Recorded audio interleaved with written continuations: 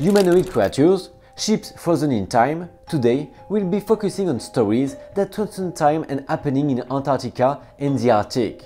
Stories that will surprise you in the most remote parts of the world.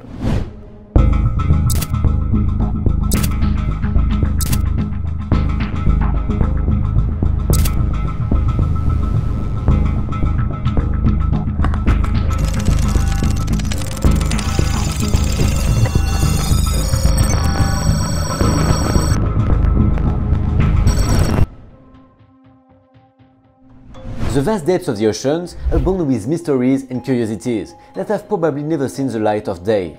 Few would deny that the sea is full of enigmas and unknown life forms waiting to be discovered. After all, not so long ago, science proved the existence of the legendary giant squid and the strange coelacanths, which can live for over 100 years without showing the slightest sign of aging. However, most people are still reluctant to admit the possible existence of gigantic animals in the unfathomable depths. As a result, creatures like the Ningen exist only in strange and confusing stories. Is it really true? Legend has it that the crews of various Japanese government ships, whale research vessels, have on several occasions observed Ningen, literally humans, described as white in color and around 20 to 30 meters tall. The Ningen is described as an enormous whale-like sea creature with almost white skin and a smooth texture, whose morphology vaguely resembles a human head, trunk and appendages. According to one observation, the Ningen has a mermaid tail instead of legs, while others insist that it has limb-like extremities that even enable it to walk on land like a biped. The creature is said to have 5-fingered hands on long, slender arms. According to an eyewitness account, later corroborated by other researchers, the crew on deck was attracted by the alarm of one of the guards, who had seen what he initially took to be an unidentified submarine. As the search vessel approached the object, it became clear that it was not a submersible, but an unknown life form. The crew stared in amazement at the enormous creature, which was initially thought to be some kind of abnormal whale. The creature swam up to 30 meters from the ship, circling and reappearing at least twice before submerging, never to be seen again. For the most part, the existence of the Ningen is considered an urban legend. Most of the information about this creature comes from a series of dates and testimonials that appear on internet forums and were written by a person describing the experience of a friend who worked on a government whale research vessel. Eyewitnesses have reported seeing these creatures in the Pacific and Antarctic, and they have always been described as unusually large and of a whitish appearance that stands out in the water. Many observers have stated that these animals have no distinct facial features, nothing more than 2 huge eyes and a slit that acts as a mouth. By most accounts, these creatures are nocturnal and prefer cold ocean currents. On the occasions when it was observed, the Ningen simply swam around the ships, maintaining a distance of at least 10 meters. Boats attempting to track the animal found that it could move quickly and disappear in seconds, sinking into the depths. Some theorists believe that the Ningen lives in deep water and rarely needs to surface. They also believe it lives under the polar ice caps, where it finds nests and air reservoirs. Accelerated melting of these ice caps could force the Ningen to move away from their natural habitat, leading to more frequent sightings. Witnesses were also struck by the Ningen's strange song, which resembles no other known marine animal sound, but rather a long moan. According to persistent rumors, members of this oceanographic team recorded the apparition by taking photos and making extraordinary films of the thing during their brief encounter. These images were allegedly suppressed and confiscated to protect the mission-sponsoring institution from the embarrassment and consequent financial ruin associated with such newspaper headlines. This statement undoubtedly refers to the alleged sighting of a giant jellyfish in 2002, which turned out to be a fiasco and undermined the credibility of Japan's National Oceanic Research Agency, which gave credence to the false images. To date, no tangible evidence has been produced to confirm the existence of the Ningen. The Japanese government has reportedly kept a detailed record of sightings, but has not released any information to the public and has chosen to remain silent. Two highly controversial videos purporting to show the Ningen underwater have also been posted on YouTube. In fact, the story of this creature or thing caught the attention of many readers, and the November 2007 issue of MU magazine, a Japanese publication devoted to the study of paranormal phenomena, published an article on humanoids in Antarctica.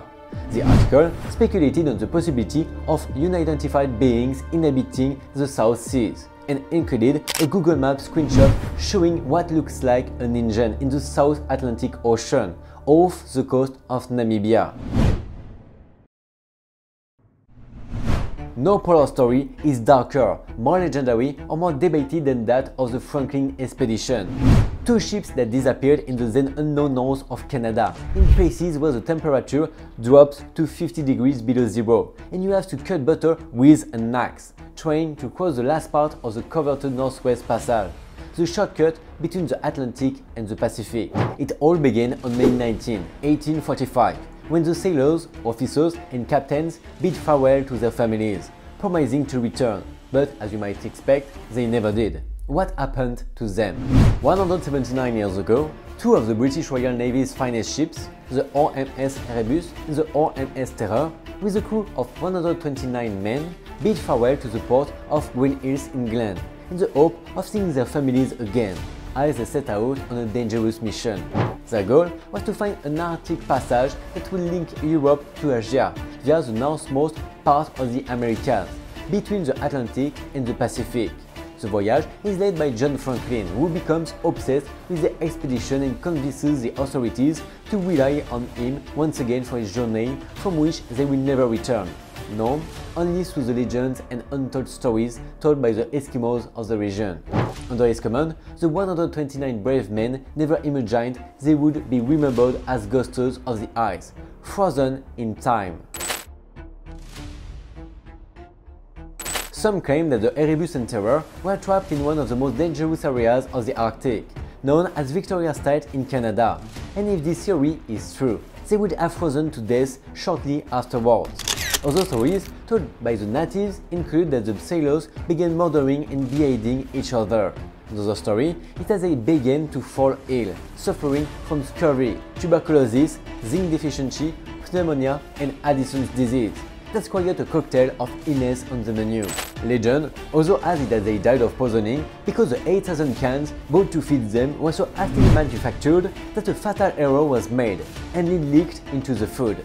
In the spring 1848, the British government sent out several expeditions in search of the crew members, but to no avail. They eventually realized that no one would survive, and the ships were found beneath the icy sea, in the depths of the Back River, almost 2 centuries later in 2014 and 2016. The last sunken remains of the Erebus and Terror were finally found. This ill-fated adventure, an archetypal frozen tragedy, combines all the ingredients for unparalleled horror.